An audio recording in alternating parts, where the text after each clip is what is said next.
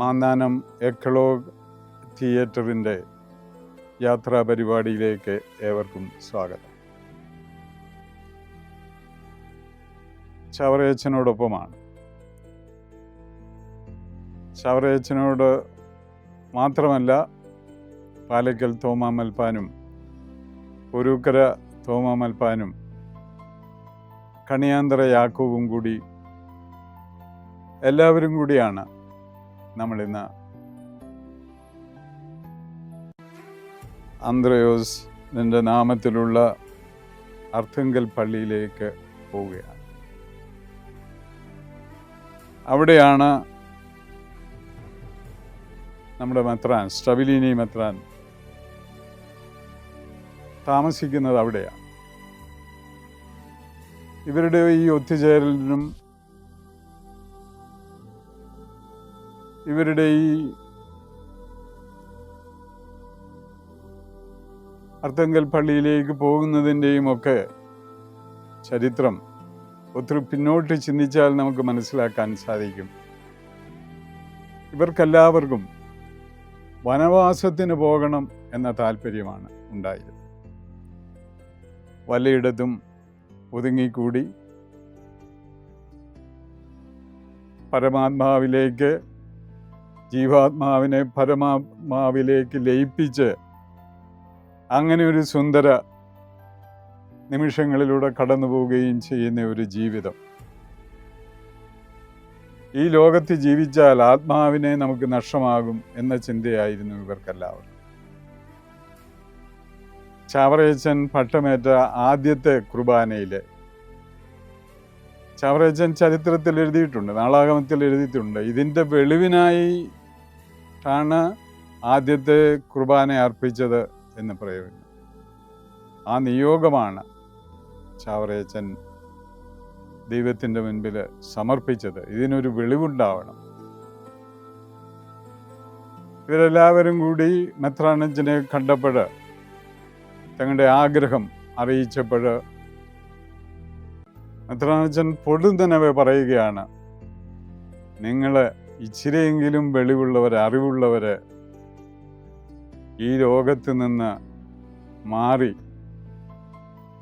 വനത്തിൽ പോയി താമസിച്ചാൽ ഈ ലോകര് എന്തു ചെയ്യും എന്ന് ചോദിക്കുകയാണ്. അതിനവർക്ക് ശക്തമായൊരു മറുപടി കൊടുക്കാൻ സാധിച്ചില്ല എന്നാണ് ചരിത്രം പറയുക. ഒരുപക്ഷെ അതൊരു നിയോഗമായിരിക്കും. എന്നിട്ട് അവരുടെ മുൻപിൽ മെത്രാനച്ചൻ മറ്റൊരു നിയോഗം വയ്ക്കുകയാണ്. നിങ്ങളൊരു കാര്യം ചെയ്യൂ, ഒരു കൊവേന്ത വയ്പ്പിൻ എന്ന് പറയുകയാണ്. നിങ്ങൾ കൂട്ടായി എവിടെയെങ്കിലും ജീവിച്ച് ഒരു കൊവേന്തയിൽ സ്നേഹത്തോടും സന്തോഷത്തോടുമൊക്കെ കഴിഞ്ഞുകൂടി ഈ ലോകരുടെ പ്രതിസന്ധികളെ അഭിമുഖീകരിക്കുകയും ചെയ്യുകയും ഒക്കെ ചെയ്യാൻ അവരെ ഉപദേശിക്കുകയാണ്. അവർ ആ ഉപദേശത്തോടുകൂടി തന്നെ മെത്രാൻ മറ്റൊരു കാര്യം കൂടെ പ്രായോഗികമാക്കാൻ അവരോട് അപേക്ഷിക്കുകയാണ്. നിങ്ങളൊരു കാര്യം ചെയ്യൂ, കൊവേന്ത വെച്ചിട്ട് അവിടെ സമൂഹമായിട്ട് ജീവിക്കുക. അപ്പോൾ ചാവറയച്ചനും മൽപ്പാനച്ചനും ഒക്കെ പറഞ്ഞു, അത് നമ്മുടെ നാട്ടിൽ സാധിക്കുന്ന ഒരു പരിപാടിയാണോ? അതുപോലെ യൂറോപ്യൻ രാജ്യങ്ങളിലും ക്രിസ്ത്യാനികൾ ചക്രവർത്തിമാരായിരിക്കുന്ന സ്ഥലത്ത് മറ്റുമേ നടക്കുകയുള്ളൂ. പക്ഷെ മെത്രാനച്ചൻ പറഞ്ഞു, അങ്ങനെയല്ല. ക്രിസ്ത്യാനികൾ വളരെയധികം കൂടുതലുള്ള ഈ നാട്ടിൽ നിങ്ങൾ പരിശ്രമിച്ചാൽ സാധിക്കും എന്ന് അവരോട് മെത്രാനച്ചൻ പറയുകയാണ്. പൊടുന്നനവേ അദ്ദേഹം പറഞ്ഞു, നിങ്ങളൊരു ധർമ്മക്കടലാസ് എന്ന് പറയുമ്പോൾ എല്ലാവർക്കും കൊടുത്തിട്ട് ഒരു പണസമാഹരണത്തിനുള്ള ഒരു സാധ്യതയാണ് മെത്രാനച്ചൻ അവരുടെ മുൻപിൽ വെച്ചത്. അപ്പോൾ ധർമ്മക്കടലാസ് എഴുതുകയും ആ ധർമ്മക്കടലാസിൽ ദാമ്പത്തിക സമ്പാദ്യ ത്തിന് വേണ്ടിയുള്ള ആദ്യത്തെ 200 രൂപ